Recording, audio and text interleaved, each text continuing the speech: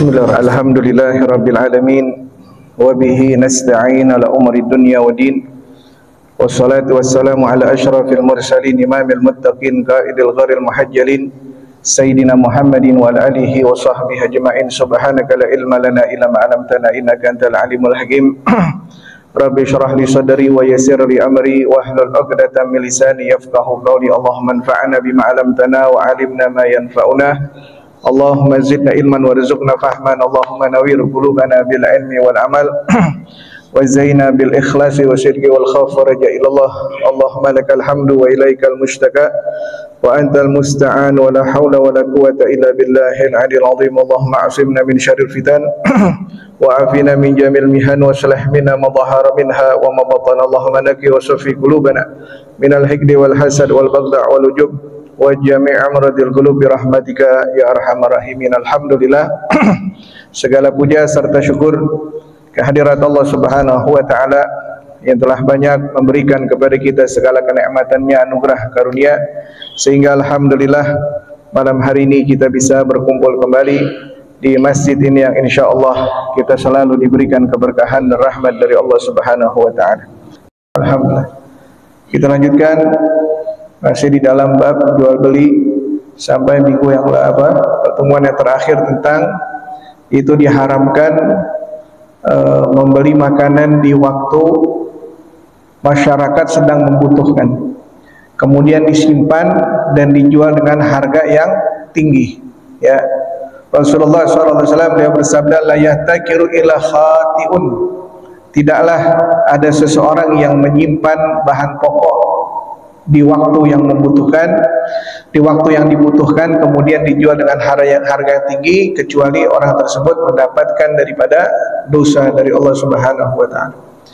Kemudian wa yahramun najsh, dan diharamkan di dalam jual beli yaitu najsh, pakai sya, ya, najsh. Apa itu najsh? Najsh adalah ayazida fi sil'ah aktsar min thamaniha wa laysa qasdu ayashtariha biha, ya, bal li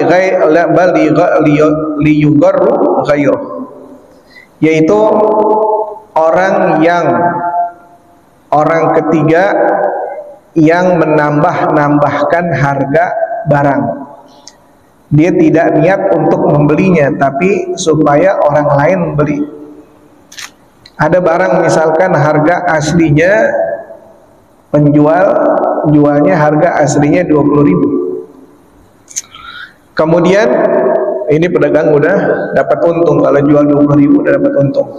Kemudian datang orang yang ketiga, udah kita obral aja nih barang dari harga dari harga penjual 20.000 kita jadiin 35.000. Ya, ayo siapa mau beli ini 35.000 supaya orang beli, ya, supaya orang beli dengan harga di atas harga aslinya. Nah, ini nggak boleh mengelabui orang lain supaya beli barang yang harganya lebih tinggi dari harga modalnya. Nah, itu nggak boleh. Ya, itu namanya najis. Ya, najis itu menambah nilai dari harga barang, tapi bukan untuk membelinya. Ya, akan tetapi supaya mengelabui orang lain untuk membeli barang tersebut. Fayuqa'uhu fi syara'iha walau kana taghrir bi ziyadah li yusawi tsaman al-ghibah. Wa ma'na fi tahrimihi al-idza. Kenapa sebab diharamkannya?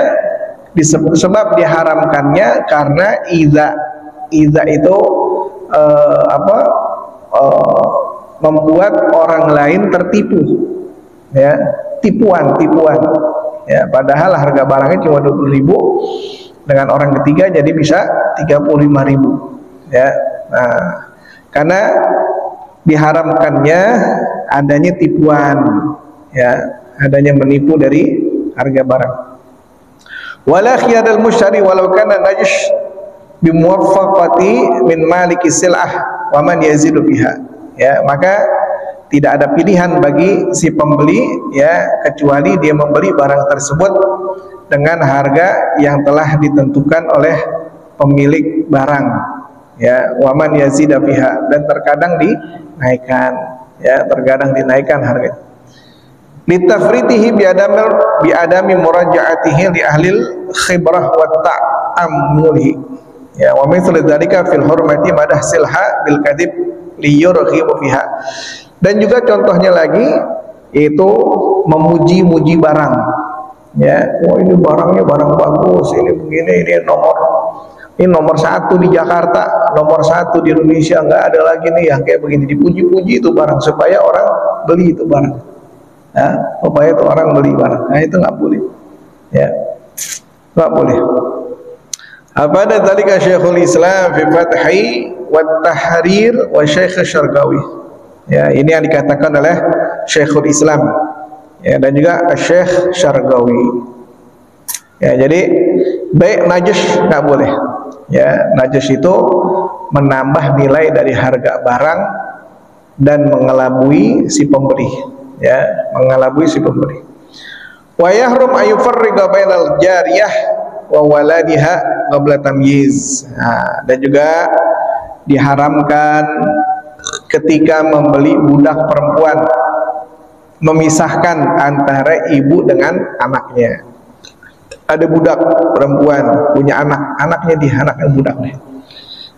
Kemudian orang mau beli ibunya aja, enggak, saya mau beli ibunya aja, anaknya saya nggak mau. Dipisah nih, ya, dia memisahkan antara ibu dengan anaknya, nggak boleh.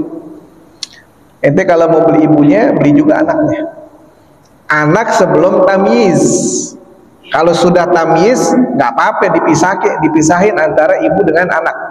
Tapi kalau anaknya masih tamyiz, nggak boleh dipisahin, ya, nggak boleh dipisahin. Haram untuk memisahkan budak perempuan dengan anaknya yang sebelum tamyiz. Walaupun tuh budak perempuan rela, ridho. Ya udah, saya nggak apa-apa dah. Ya, kamu beli saya aja, kata budak ini perempuannya. Nggak apa-apa, anak saya tinggal. Walaupun itu perempuan mau, nggak boleh. Anaknya kalau belum tamyiz nggak boleh. Apa itu tamyiz? Nah, tamyiz itu apa? Wa huwa huna bihaitsu yafhamul khitab wa yuraddu jawab wa in lam yablugh sab'a sinin. Tamyiz itu anak yang sudah paham ketika diajak berbicara. Apa yang dia tanya, apa si penanya ini nanya, si anak ini mampu menjawabnya. Itu namanya anak udah tamyiz. Tanya namanya siapa, namanya ini. Tinggalnya di mana, ini. Nama orang tuanya siapa. Udah bisa tuh berdialog. Kalau anak udah bisa berdialog dan paham untuk menjawabnya, ini anak udah tamyiz. Kan ada anak kalau ditanya namanya siapa, masih ngaco-ngaco jawabnya. Rumahnya di mana? Nggak tahu rumahnya di mana, masih ngaco-ngaco. Ini belum tamyiz namanya. Kalau udah tamyiz tuh paham, diajak berdialog, berbicara, kemudian mampu untuk menjawabnya. Walaupun itu anak umurnya belum 7 tahun. Biasanya tamyiz itu ketika anak umur 7 tahun. Kalau udah 7 tahun udah mampu itu. Diajak ngomong dan mampu untuk menjawabnya. Biasanya 7 tahun. Kadang ada yang umur 5 tahun, 6 tahun udah bisa. Nah, itu namanya udah tamyiz. Nah, kalau ini anak udah tamyiz, boleh dipisahin antara ibu dengan anaknya. Kalau ada budak perempuan bawa anak, terus anaknya udah tamyiz, diajak ngomong udah bisa, tanya jawab udah bisa. Udah, saya beli ibunya aja dah, saya nggak mau anaknya. Boleh dipisahin. Tapi kalau anaknya masih 5 tahun, 4 tahun, 3 tahun, 2 tahun, atau apalagi masih 1 tahun, nggak boleh dipisahin. Jadi saya beli ibunya aja, anaknya saya nggak mau, nggak boleh. Sampai itu anak tamyiz, baru boleh dipisahkan antara ibu dengan anaknya. Bikhilaf ma fis shalah, kecuali di dalam sholat. Tamyiz di dalam sholat itu beda. Ya, anak diperintahkan untuk sholat ketika dia sudah berumur tamyiz. Tamyiz itu umur 7 tahun. Ya, walaupun mampu untuk diajak berbicara, mampu untuk menjawabnya, dia udah bisa makan sendiri, dia udah bisa minum sendiri, dia bisa istinja, cebok sendiri. Nah, itu namanya udah tamyiz. Biasanya umur 7 tahun. Kalau anak sudah umur 7 tahun, maka diperintahkan untuk sholat. Wajib bagi orang tuanya memerintahkan anak untuk sholat ketika anak sudah berumur 7 tahun. Nah, kalau ini kan jual beli. Kalau di dalam jual beli tamyiznya beda. Walaupun belum umur 7 tahun, itu anak bisa diajak berdialog dan mampu menjawab, maka sudah disebut dengan tamyiz, boleh dipisah dengan ibunya. Tapi kalau sholat enggak. Kalau sholat itu ketika anak umur 7 tahun. 7 tahunnya itu dihitung dari bulan Hijriyah atau Qamariyah, bukan Syamsiyah, bukan Masehi. Ya, ingat, anak dihitung 7 tahun itu dengan tahun Qamariyah, tahun bulan, ya, atau tahun Hijriyah, bukan Masehi. Biasanya nih anak-anak lahirnya tanggal 24 Agustus, ketemu lagi 24 Agustus 1 tahun, bukan bulan Agustusnya. Kalau di dalam Islam itu dihitung 7 tahun dari bulan Agustus, bukan, tapi dihitung dari bulan-bulan Hijriyah. Makanya kalau anak kita lahir jangan hanya ngafalin tahun Masehinya aja, ya, atau bulan Masehinya, bulan Hijriyahnya juga harus dicatat, tanggalnya tanggal berapa, bulan Hijriyahnya berapa, Rabiul Awal, Rabiul Tsani, Jumadil Ula, Jumadil Tsani, Rajab, Sya'ban, Ramadan, Syawal. Nah, itu dicatat. Dihitung 7 tahun dari bulan Hijriyah, bukan bulan Masehi, ya. Bikhilaf sholat, kecuali sholat, maka ketika sholat anak sudah berumur 7 tahun harus diperintahkan untuk sholat. Sholat apa? Semuanya. Zuhurnya perintahin sholat, asar, maghrib, isya, subuhnya juga bangunin anak kita sholat subuh, bangunin. Umurnya 7 tahun, kasih dia kefahaman bahwa sholat itu dimulai dari masih kecil. Bangunin, biar subuh juga bangun sholat. Walaupun misalkan tertinggal, bangunnya kesiangan, suruh kodok sholat subuhnya. Sholat apa aja, habis pulang sekolah jam 2 main, kelilingan, pulang maghrib, udah sholat asar belum sholat asar, ya, walaupun harus dikodok, suruh dikodok. Nanti dia berpikir bahwa sholat itu penting, walaupun tertinggal tetap harus diganti, ya, dikodok, gitu. Wa mithlul walad as-saghir, begitu juga anak yang kecil, al-baligh, sudah baligh, ya, tapi majnun, tapi gila. Ada budak perempuan bawa anak kecilnya udah baligh, udah kira-kira umur 15 tahun, tapi nggak normal, majnun, nggak normal. Fala yajuz ayyufariqu bainahu wa baina amah qabla al-ifaqah, maka nggak boleh itu anak dipisah dengan si ibunya sampai itu anak betul-betul bisa normal kembali. Jadi ada budak perempuan misalkan dijual sama anaknya, udah umur 15 tahun, balik tuh umur 15 tahun, ya. Kemudian anak tersebut majnun, nggak normal, apakah boleh dipisah dengan ibunya? Nggak boleh sampai itu anak sadar normal. Kalau nggak normal ya tetap nggak boleh dipisah dengan ibunya. Ente harus beli ibunya, beli juga anaknya, ya, gitu. Fala yajuz ayyufarriqa bainahu wa baina amah qabla al-ifaqah, sebelum itu anak normal maka tidak boleh dipisah dengan ibunya. Sawan kana tafriqa bi bai' aw bi iqalah ba'da bai'ihima li'annaha bai' fil ma'nah, ya, walaupun dipisahnya itu dengan jalan jual beli. Udah saya beli ibunya aja dah, saya nggak mau anaknya nih, karena nggak normal, saya nggak mau beli, nggak boleh, tidak boleh dipisah, ya. Atau dengan perjanjian yang telah dibatalkan, nggak boleh, karena itu sudah termasuk daripada jual beli. Udah membeli itu saya beli ini deh budak perempuan sama anaknya, udah terjadi jual beli.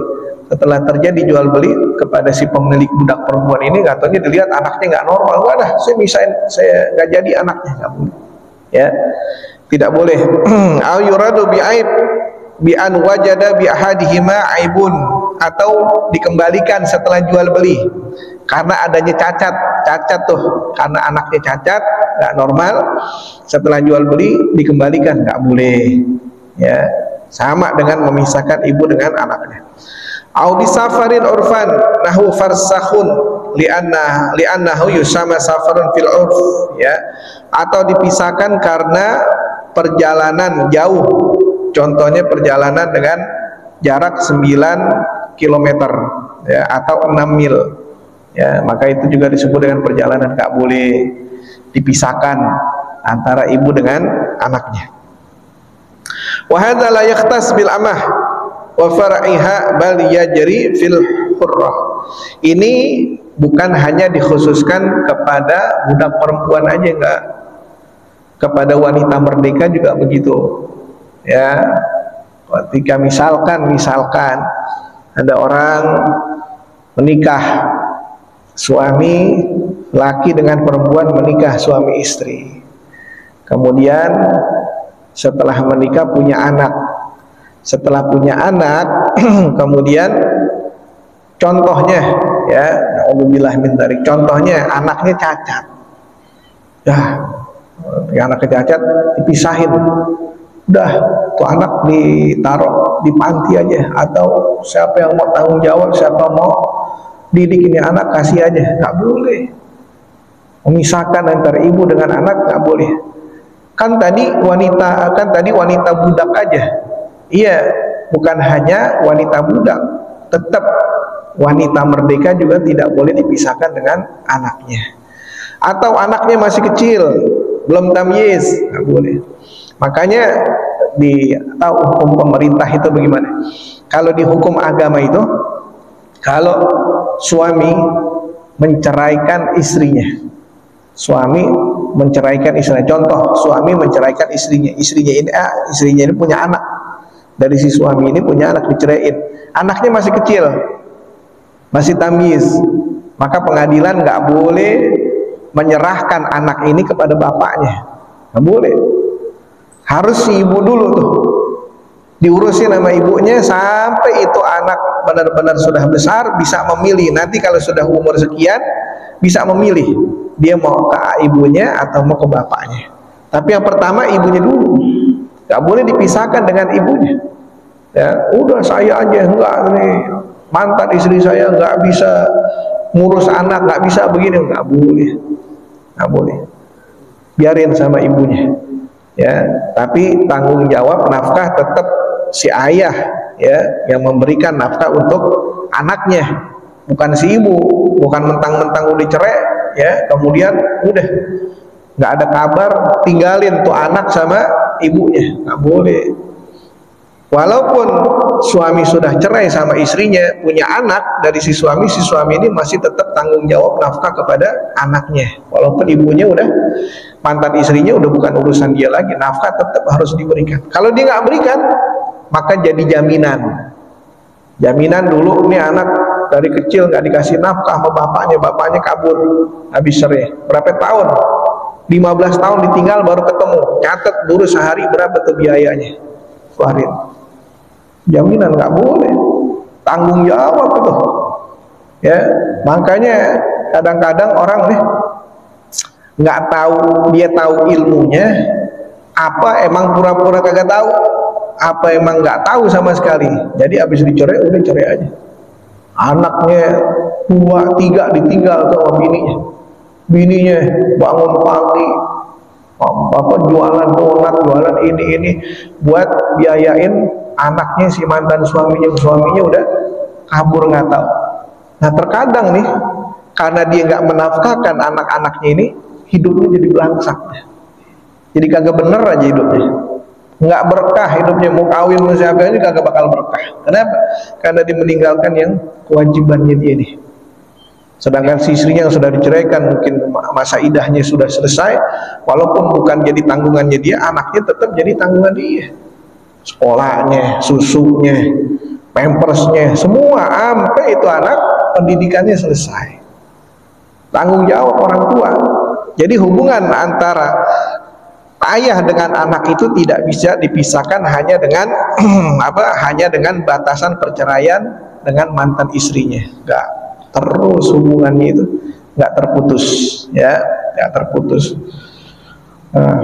Jadi juga tanggung jawab si ayah ini, misalkan anaknya 2 berapa, ya, berapa yang harus ditinggalkan. Jangan mentang-mentang nafkahkan sesuai kemampuan saya. Anak yang ditinggalkan sama mantan istrinya 4, ngasihnya sehari cuma 10.000, mana cukup? Anaknya ditinggalin, padahal saya kan tanggung jawab kemampuan saya, ya, tapi pikir-pikir dulu, apa cukup tuh 10.000 ngejajanin anak 4 biji, satu aja jajannya sehari 10.000, 15.000, mana buat cukup lah, ya, gitu. Jadi tidak boleh dipisahkan antara ibu dengan anak, bukan hanya bagi wanita budak, ya, itu juga berlaku bagi wanita yang merdeka. Wa dzalika li qaulihi sallallahu alaihi wasallam man yufarriqu baina walidah wa waladiha faragallahu bainahu wa baina ahibbatihi yaumal qiyamah. Rasulullah SAW bersabda, siapa orang yang memisahkan antara ibu dengan anaknya, maka nanti di hari kiamat Allah akan memisahkannya dengan orang yang dicintainya. Ada budak perempuan atau mantan istrinya, dipisahkan antara ibu dengan anaknya, dipisahin sama dia. Nanti di hari kiamat Allah akan pisahkan dia dengan orang yang dia cintai. Ibu pasti mencintai anaknya, biar bagaimanapun dia pasti mencintai anaknya, ya. Nanti orang yang memisahkan ibu dengan anaknya, nanti di hari kiamat dia akan dipisahkan oleh Allah dengan orang yang dia cintai. Ya, di mana hari kiamatnya, di mana? Kata ulama mengatakan fil mauqif itu di padang mahsyar. Nanti dia akan dipisahkan dengan orang yang dia cintai. Siapa yang dicintai? Anaknya. Sebagaimana kau dulu memisahkan budak perempuan dengan anaknya, akhirnya dia dipisahkan juga dengan anaknya. Bisa dengan anaknya, bisa dengan orang tuanya, bisa dengan istrinya, ya. Ada lagi yang mengatakan enggak, bukan di padang mahsyar, au indal qiyam fil qabri, ketika nanti dibangkitkan di alam kubur kita, ketika trompet yang kedua ditiup oleh malaikat Israfil. Malaikat Israfil meniup 2 kali tiupan. Tiupan yang pertama meniup sangkakala, menghancurkan semua dunia dan isinya, hancur, mati semua. Tiupan yang kedua membangkitkan orang yang telah mati, walaupun matinya puluhan tahun, berabad-abad, bangkit kembali. Nah, katanya dulu nih dia pernah misahkan ibu dengan anaknya, maka sekarang dipisahkan ketika dibangkit dari kubur, dipisahkan dia dengan orang yang dia cintai, ya. Au fil jannah. Ada pendapat ulama yang ketiga, enggak, bukan di padang mahsyar, bukan ketika dibangkitkan di kubur, tapi nanti di surga. Udah selesai masuk ke dalam surga, kita misah dengan orang yang kita cintai, dipisahin sama Allah. Enggak, jangan disatukan deh. Nah, dia dengan orang yang dicintai. Kenapa? Karena dulu dia di dunia memisahkan antara ibu dengan anaknya, ya. Jadi ada 3, bisa di padang mahsyar, yang kedua, pendapat kedua, ketika bangkit di alam kubur, yang ketiga di surga. Wa yajuzu tafriqu bainahuma biwaqfin wa idgin wa wasiyatin. Nah, boleh nggak dipisahkan antara ibu dan anak? Boleh, dalam catatan kalau diwakafkan. Saya wakafkan budak saya ini kepada masjid misalkan, atau saya wakafkan budak saya ini untuk membantu kamu. Nah, kalau sudah diwakafkan berarti boleh dipisahkan antara ibu dengan anak. Atau dimerdekain, ya, dimerdekain, kamu saya merdekakan. Nah, ketika dimerdekakan maka pisahlah ibu dengan anak, boleh, ya.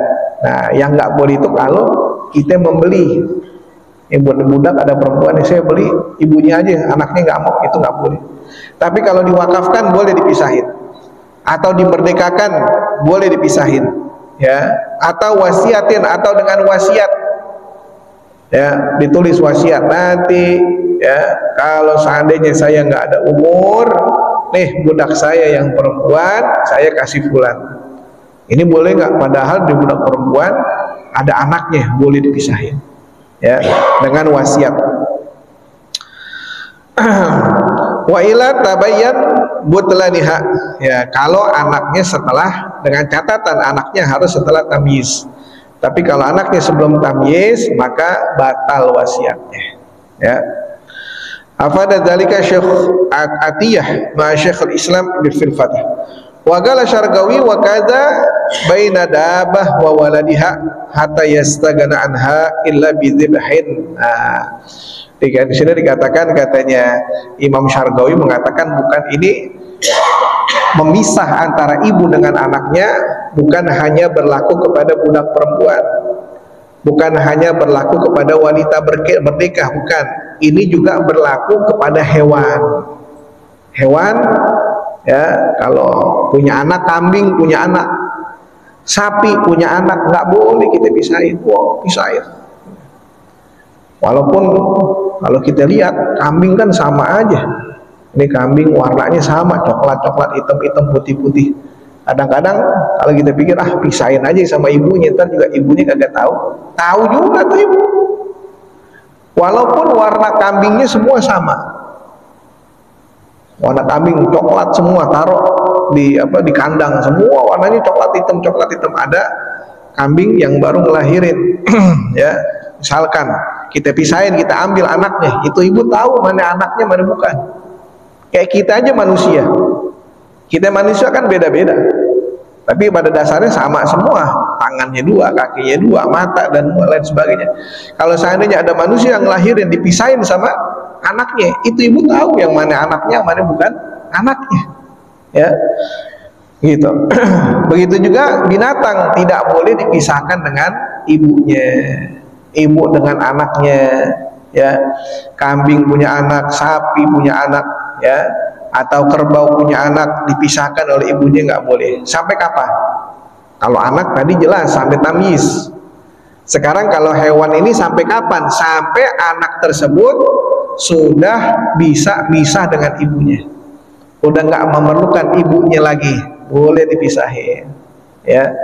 Kalau itu anak hewan udah nggak bisa, udah nggak memerlukan ibunya lagi, boleh dipisahin. Tuh anak udah bisa cari makan sendiri, berjalan ke sono, anaknya ke sono, ibunya ke sono. Nah ini boleh dipisahin. Tapi kalau anaknya masih nyusu sama ibunya, kemana-mana masih ngikutin ibunya, nggak boleh dipisahin. Udah saya mau jual aja nih anak kambing, padahal itu anak masih butuh ibunya, nggak boleh ya, tidak boleh. Nah, begitu juga bukan hanya apa aja, kucing pisahin dengan anaknya ya, nggak boleh ya, tidak boleh. Ila bidzibhin, kecuali kalau ibunya itu dipotong. Nah kambing ya, ibu kambing sama anak kambing, nah, kemudian ibunya dipotong, nah, mau nggak mau harus dipisahin dengan dipotong, boleh ya. Atau kerbau, ibunya kerbau atau anaknya kerbau, atau sapi dan lain sebagainya. Kemudian wa yahrum ayyahusha ya, wa yahrum ayyahusha bidhammil ghain. Qala Abdul Wahhab fil Manahiz Saniyah wa qad rawa Muslimun an Abi Hurairah anin Nabi sallallahu alaihi wasallam mara fis suq ala sabrah ta'am ala sabrati ta'amin fa adkhala yadahu fiha fanalat balalan faqala ma hadza ya sahibut ta'am faqala ya Rasulullah asabatus samad qala afala ja'altahu fawqa ta'am hatta yarahu an-nas qala sallallahu alaihi wasallam man ghasyana falaysa minna, kata Rasulullah sallallahu alaihi wasallam ya, siapa yang menipu kami maka bukan dari golongan kami. Maka diharamkan jual beli itu menipu, mengelabui, berbohong ya, ayagush, menipu di dalam jual beli. Berkata Abdul Wahhab bahwa Imam Muslim meriwayatkan dari Abi Hurairah bahwa Rasulullah SAW pernah satu saat melewati pasar. Ketika melewati pasar, ya, kemudian Rasulullah memasukkan tangannya ke barang dagangan. Ada orang lagi dagang, ya, kemudian beliau memasukkan tangannya ke dalam, dagang korma gitu, ya, dagang korma, kemudian memasukkan tangannya ke dalam. Ketika beliau memasukkan tangannya ke dalam, kemudian dikeluarin, panalat balalan, tangannya jadi basah, tangannya jadi basah. Kemudian Rasulullah tanya, apa ini basah, apa ini wahai pedagang? Faqala, kemudian pedagang itu mengatakan, ya Rasulullah, itu basah karena air dari langit, hujan, air dari langit, hujan. Kata Rasulullah SAW, kalau memang ini basah ini dari air langit, air hujan, kenapa engkau nggak taruh di atas? Kenapa yang kering di atas, yang basah di bawah? Kalau emang itu dari dari air hujan, jadikan yang basah itu di atas, yang kering di bawah, supaya orang yang mau beli ngelihat, oh ini basah, ya, ini kormanya basah, hatta yarahun nas, sampai orang-orang bisa ngelihat ini basah, ini basah. Jangan naruh di atas kering, yang paling bawah basah, karena orang nggak ngelihat itu basah. Yang orang lihat kan, oh kormanya kering-kering semua, nggak taunya bawahnya itu di atas, yang kering di bawah, supaya orang yang mau beli ngelihat, oh ini basah, ya, ini kormanya basah, hatta yarahun nas, sampai orang-orang bisa ngelihat ini basah, ini basah. Jangan naruh di atas kering, yang paling bawah basah, karena orang nggak ngelihat itu basah. Yang orang lihat kan, oh kormanya kering-kering semua, nggak taunya bawahnya ada yang basah, ya.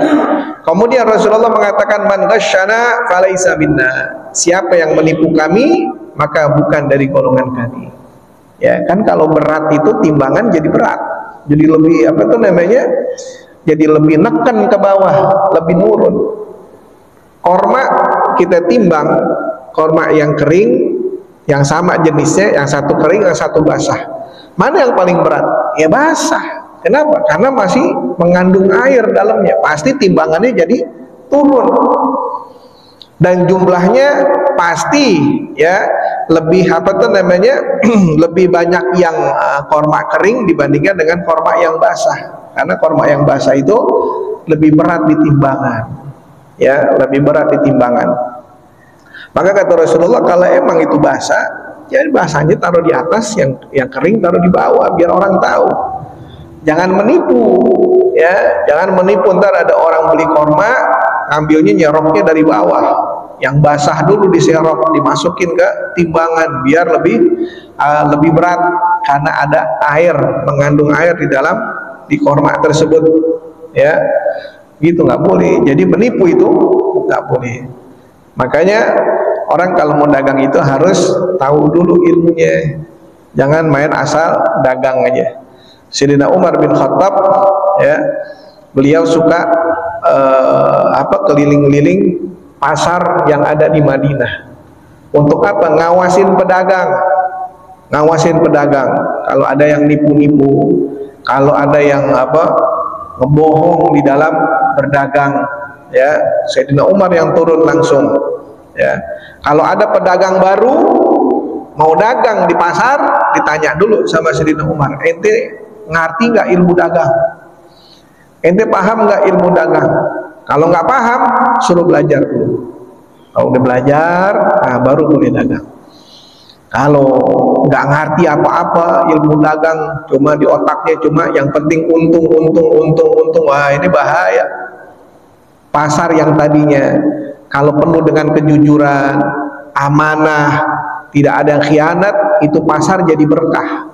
Tapi kalau ada yang ngebohong, satu aja jadi ngebohong, satu pedagang aja ngebohong, udah nggak berkah, udah itu pasar, ya. Apalagi ngebohong ini. Oh, ulang nih barang saya paling bagus begini, udah nggak berkah, udah, ya, udah nggak berkah. Apalagi bohong di dalam timbangan, itu bahaya lagi, ya. Yang ada di pasar tersebut bukannya malaikat, setan semua tuh di pasar, ya, yang nongkrong setan semua. Makanya Rasulullah kalau kita mau masuk ke dalam pasar ada doanya tuh, La ilaha illallah wahdahu la syarikalah, lahul mulku wa lahul hamdu yuhyi wa yumiitu biyadihil khair wa huwa ala kulli syai'in qadir. Itu doa selama kita ada di pasar. La ilaha illallah wahdahu la syarikalah, lahul mulku wa lahul hamdu yuhyi wa yumiitu biyadihil khair wa huwa ala kulli syai'in qadir. Baca terus tuh. Itu zikir. Di Tarim tuh ada orang di pasar Tarim, ada satu orang tiap pagi duduk aja di pinggiran ngingetin orang-orang yang lain supaya zikir ketika masuk ke dalam pasar. Dia aja sendiri dengan suara yang kencang, la ilaha illallah wahdahu la syarikalah, lahul mulku wa lahul hamdu yuhyi wa yumiitu biyadihil khair wa huwa ala kulli syai'in qadir. Diulang-ulang terus. Tuh pasar dari pagi sampai tuh pasar tutup, dia masih ada di situ. Tutup dia pulang. Ingetin orang-orang, ya, supaya di pasar masih tetap ingat sama Allah, ya, jangan lalai dari Allah Subhanahu wa taala. Wallahu a'lam. Al-Fatihah bil qabul wa tamami kulli sunna ma'mur sahihan zahiran wa batinan fi khairin wa afiyah. Anallahu yukrimna bi kamil futuh wal munukh wa rusukh wa sal jasad wal qalbi yukhrimna bi kamil ilmi wal amal khasyah wal mutaba'ati li rasulillahil azam wal istighnan nas ihtimlana wa lahum husna fi khairin lutfin wa afiyah jamila syamila li khairatid dunya wal akhirah li ruhil habib Abdullah bin Usaid bin Tahir wa la Syekh Muhammad Nawawi al-Jawi Syafi'i al-Bantani. Al-Fatihah. Alhamdulillah.